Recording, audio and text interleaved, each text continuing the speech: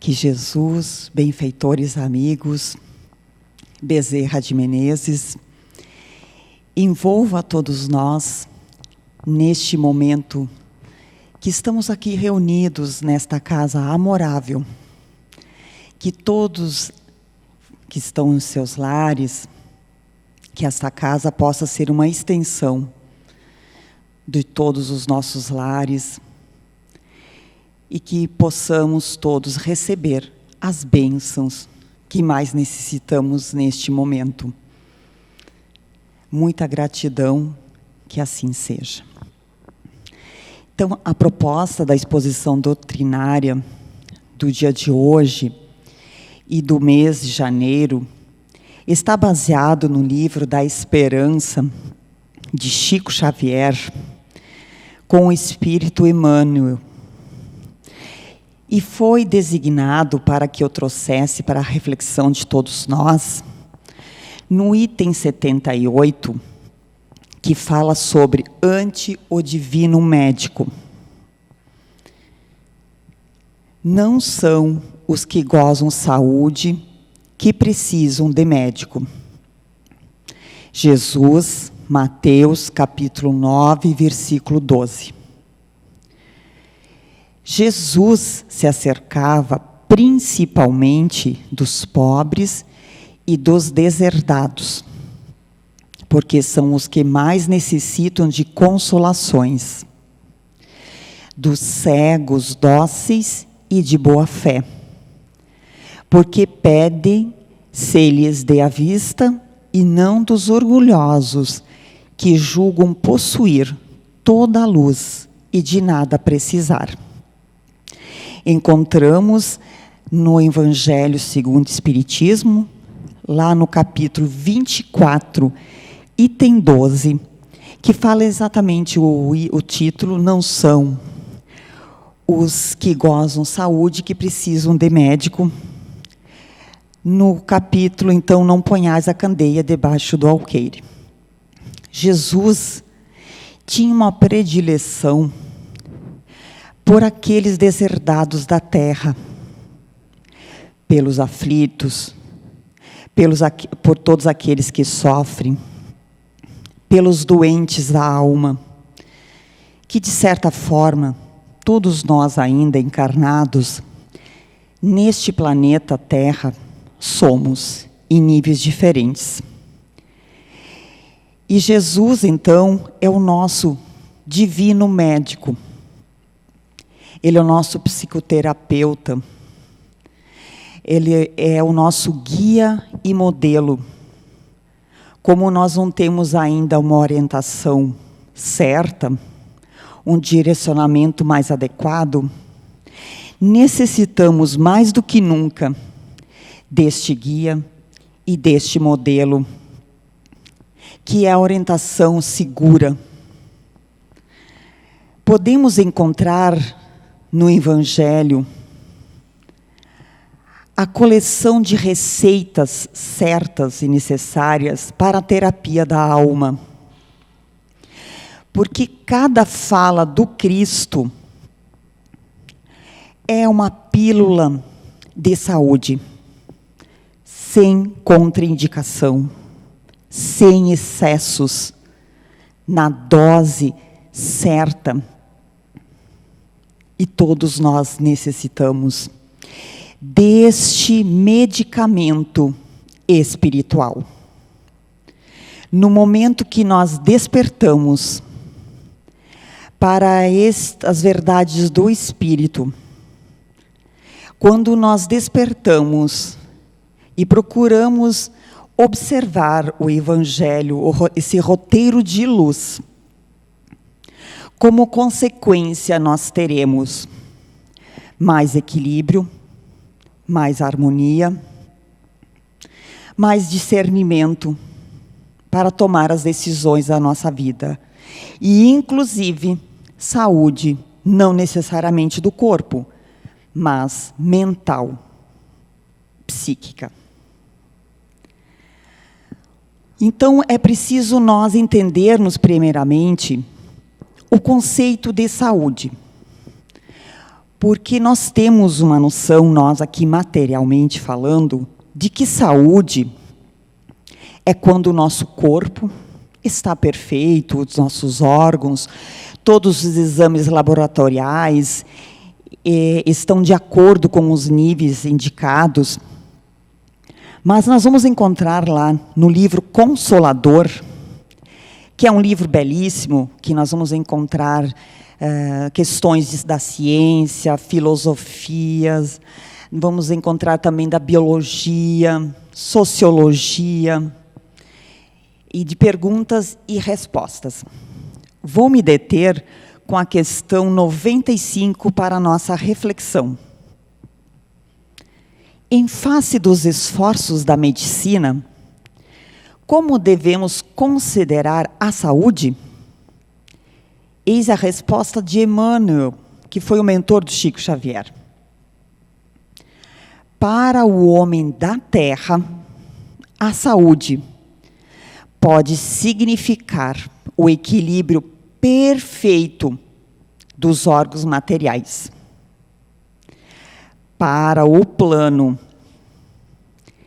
espiritual, todavia, a saúde é a perfeita harmonia da alma, para obtenção da qual, muitas vezes, a necessidade da contribuição preciosa das moléstias e deficiências transitórias da Terra.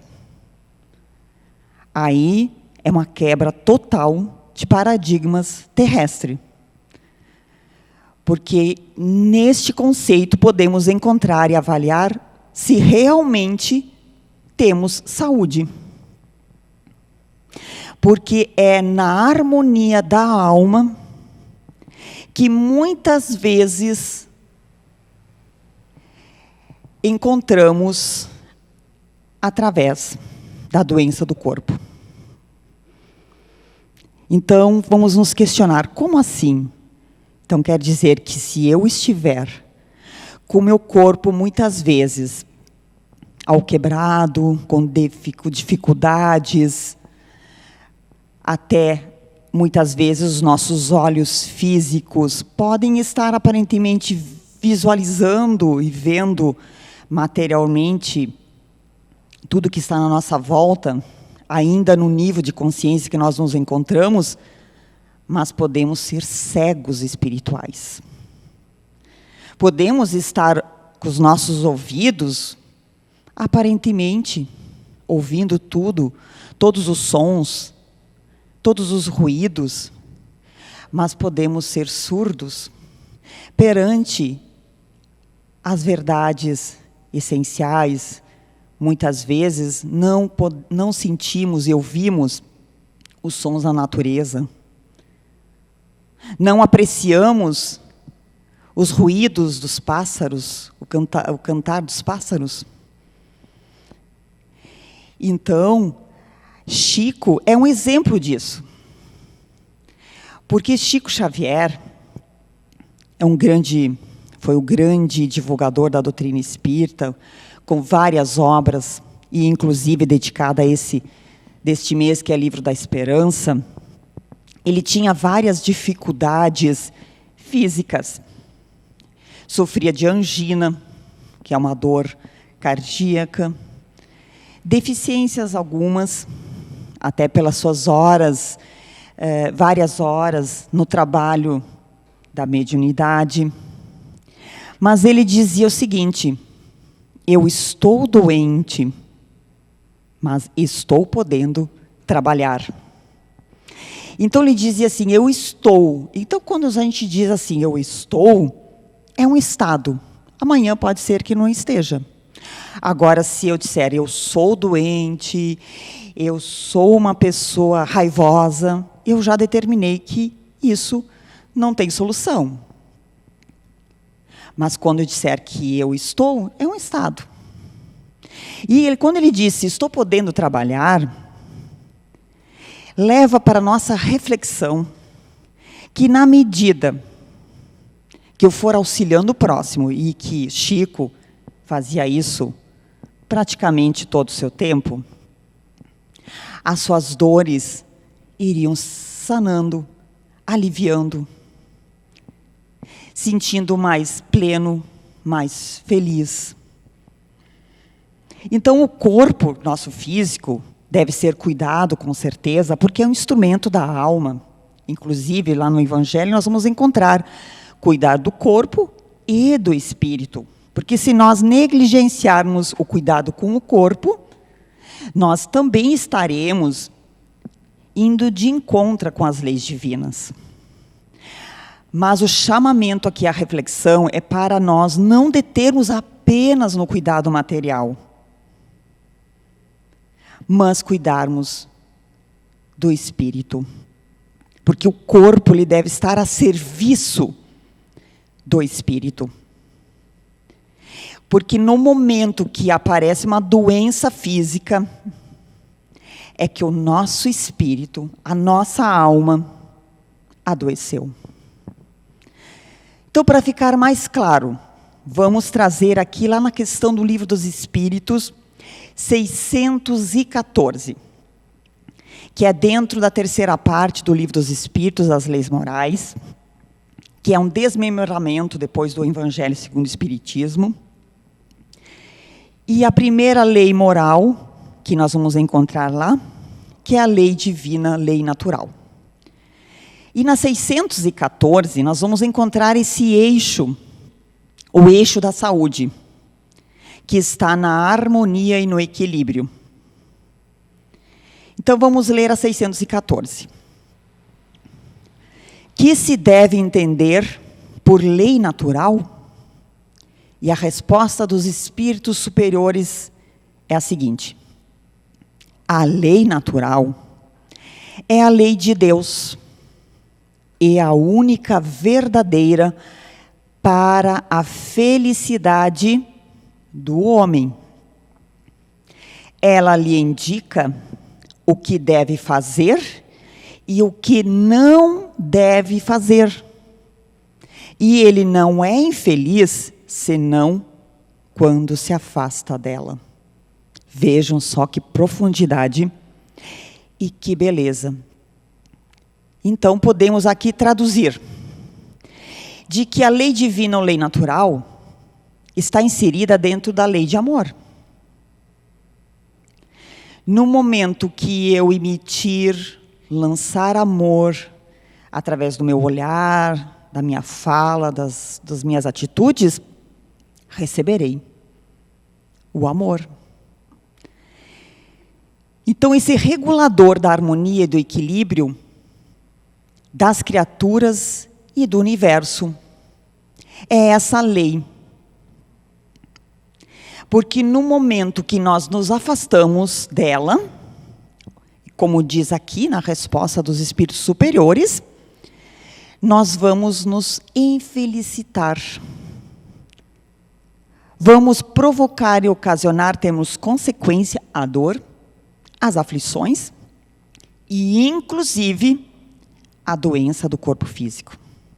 Por isso que nós necessitamos deste divino médico, Jesus, esse terapeuta das nossas almas, para podermos nos darmos conta de que se nós estamos passando por uma situação difícil, pela dor, seja ela moral ou física, serve como um despertador para a reflexão de uma mudança de rumo. Porque em algum momento, nós acabamos infringindo essas leis, que são soberanas. E isso, lá na 615, exatamente, comprova isso. A lei de Deus é eterna? E a resposta é a seguinte: ela é eterna e imutável, quanto o próprio Deus. Então, a dor brasileira, a dor americana, a dor da Europa, é a mesma dor. Perante as leis divinas, não existe privilégios. A conotação de privilégios é apenas humana. Títulos, provas, cargos são humanos. Mas o que realmente vai contabilizar no computador divino são nossas ações, são nossas atitudes. Não importa a nossa profissão. Todas têm seu papel importante. Mas o que vai importa sim a maneira que eu for exercer. Se for com amor, com dedicação. Se eu estiver lá na minha família, no meu lar, como pai de família, mãe, filha, filho, neto, pais, o determinante é exatamente isso. As minhas atitudes, se são coerentes com as leis divinas. Então, com isso, nós podemos afirmar que a doença e o sofrimento surgem porque ainda, vamos dizer assim, ainda, né? Porque nós estamos no processo evolutivo e somos convidados todo dia pela lei do progresso a dar um passo a mais. Porque nós teimamos na vingança, nós teimamos ainda na acomodação, teimamos no orgulho, na ganância. Desejamos a cura, mas para isso precisamos arregaçar as mangas e exercer e promover a mudança interior. Por isso que é tão difícil. Porque não é mais o exterior, não vai ser mais quem eu sou, qual profissão que eu exerço, qual bairro que eu moro, qual país. Mas sim, o que eu estou fazendo nesse local. Então, a recomendação do mestre é para nós tomarmos novas posturas, seguir novos caminhos do aprendizado, para não permanecermos no erro, para podermos limpar do nosso psiquismo, do nosso espírito, que está arraigado milenarmente, repetições, automatismos de hábitos nocivos. Somos viciados ainda na maledicência, viciados ainda na ira, na violência, achando ainda que nós vamos resolver o problema social, o problema mundial, através da violência. Mas vem um mestre, sublime mestre, e nos dá orientação segura.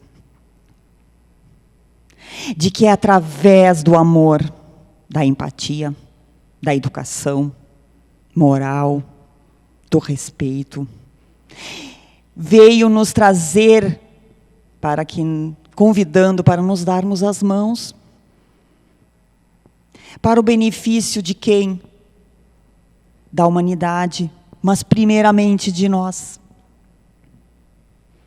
E estamos realmente querendo essa mudança?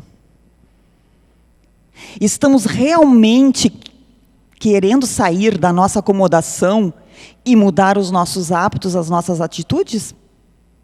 Isso é uma pergunta de fórum íntimo. Porque para a mudança requer de nós o quê? Certa renúncia. Certo sacrifício. Mas que lá adiante vamos colher frutos saborosos da harmonia, da alegria. No livro do Bacelli, vou me deter aqui um parágrafo bem pequeno, que ele fala do livro Saúde Mental, à luz do Evangelho. E ele nos diz o seguinte, que Jesus Cristo no coração é equilíbrio na cabeça. Por isso, ele diz o seguinte, que o Evangelho é, por excelência, o livro de saúde mental. Então, queridos irmãos e queridas irmãs, não nos entreguemos à dor, ao desespero. Neste momento, principalmente de pandemia, que tudo passa. Isso também vai passar. Cuidemos do nosso psiquismo. Vamos cuidar da nossa saúde mental, porque o número, a depressão, está em primeiro lugar de causa morte, passou pelas questões cardiológicas, de afastamentos no trabalho, porque neste momento do planeta de regeneração, nós encontramos um aumento das questões violentas, das falas chulas, dos desmandos e desmandos, mandos e desmandos. Mas é exatamente um momento desafiador para todos nós, para nos mantermos de pé, através das lições do Mestre, e é um convite para o testemunho da fé. Não percamos a esperança. Sigamos em frente, utilizando a prece, o evangelho no lar. Se não é suficiente uma vez por semana, vamos realizar todos os dias. Uma leitura edificante. As redes sociais, tem muita coisa que nos causa certos assim, transtornos, nos deixamos até desesperançados. Mas também existe muito material riquíssimo. O que nós estamos escolhendo, elegendo e curtindo e compartilhando, inclusive? Vamos ser responsáveis por tudo isso. Existem lives, palestras, tantas coisas que são muito construtivas para o nosso espírito. Gostaria de trazer uma pequena história, um relato de um livro que não é espírita, mas ele tem uma visão sistêmica da doença, da saúde, que é a doença como caminho. Lá no capítulo 5, diz o seguinte, que o título é "O Ser Humano Está Doente". E aí é a seguinte história. Um asceta estava meditando em uma caverna.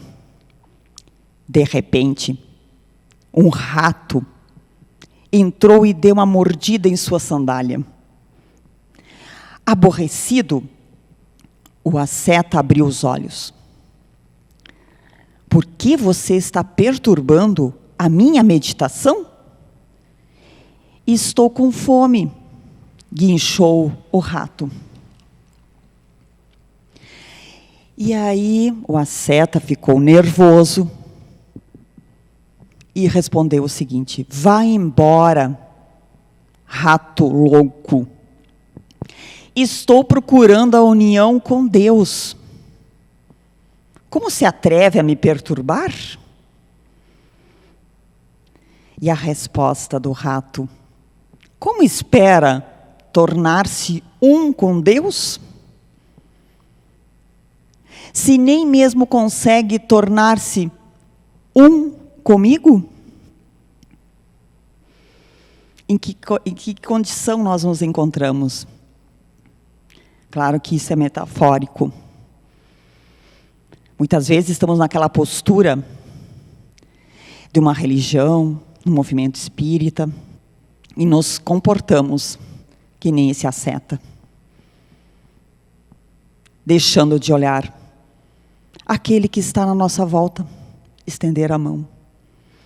Mas aí nós queremos a união com Deus, e a união com Deus é exatamente aquele que bate na nossa porta, aquele que na rua nos pede o pão,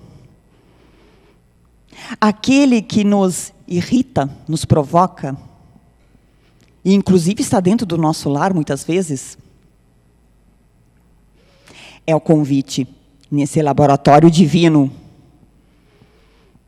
oportunidade bendita dessa existência para nós nos educarmos os sentimentos, os pensamentos e promover a cura.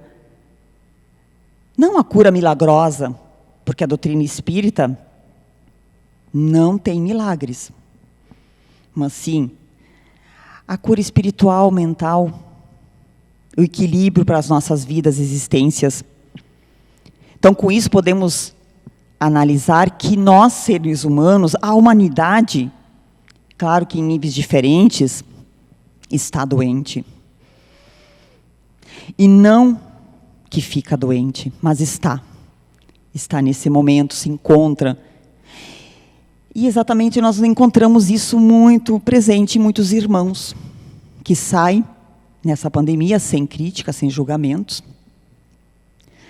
não se protegendo, porque o chamamento é para nós pensarmos no coletivo, sairmos do nosso egoísmo. E a doença, por incrível que pareça, faz parte da saúde, porque na doença encontramos muitas vezes a saúde. Quantos que se encontram nos leitos hospitalares ou nos seus lares ressignificam suas vidas e tomam novos rumos e começam a pensar e visualizar a vida de uma forma diferente? Antes eram briguentos, não levavam desaforo para casa, e muitas vezes, perante uma adversidade, uma doença, acabam avaliando e percebendo de que serve tudo isso. E vão pacificando seus corações, se detendo no essencial. Assim como a morte faz parte da vida. Para nós chegarmos à morte desse corpo físico, é a vida, é viver diariamente, cada momento. Então, a doença que torna os homens passíveis de cura. Mas, mais uma vez, a pergunta para todos nós: estamos realmente querendo essa cura? Para isso, precisamos abrir as portas do nosso coração para o Mestre Nazareno, este divino médico das almas. Encontramos também uma passagem belíssima no livro Caminho, Verdade e Vida, no capítulo 137, num parágrafo que fala o seguinte: que o banquete dos publicanos, que na época os publicanos eram considerados homens de má vida, aqueles que tinham poucas posses, não tinham títulos, condições, tem especial significado na história do cristianismo. Demonstra que o Senhor abraça a todos os que desejam a excelência de sua alimentação espiritual. E Jesus nos diz que Ele está pronto para atender todas as almas que o buscam. Então, que com isso, na medida que eu for ajudando os outros, eu vou obter aos poucos o alívio das minhas dores. Porque o remédio é servir. Nosso Senhor Jesus Cristo não pode salvar o doente e nem auxiliá-lo de todo, se o doente, que somos todos nós, persiste em fugir do remédio, e que o remédio é o Evangelho.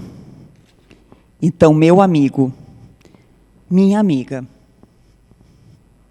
eu te desejo aquela paz do Senhor que transforma as amarguras em santas preces de amor.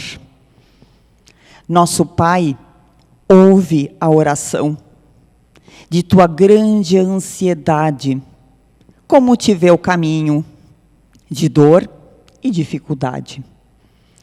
Espera serenamente, não obstante a aflição, Deus é um pai que não dá pedras ao filho que pede pão. Nos dias angustiados de desencanto e doença, o homem deve apurar as luzes de sua crença. Abençoa, meu irmão, minha irmã, essa dor que te conduz da sombra espessa da terra para as bênçãos de Jesus. Então, que com as bênçãos de Jesus, Bezerra de Menezes, que foi médico aqui na terra, possa nos envolver desde o centro coronário, do alto de nossas cabeças, distribuindo as luzes necessárias por todo o nosso corpo físico, distribuindo pelas nossas células, corrente sanguínea, articulações e a nossa mente, para que possamos acerenar, nos pacificar, encontrando a alegria de viver, esperança, e que nesse novo ano que começa, possamos tornar cada dia um ano novo. Renovando então nossas atitudes, promovendo a paz, distribuindo amor, e assim construindo a felicidade possível ainda aqui na Terra. Que todos os lares deste planeta possam receber as bênçãos do Mestre Nazareno e de sua mãe e de nossa mãe Maria Santíssima. Muita luz e muita paz. Que assim seja.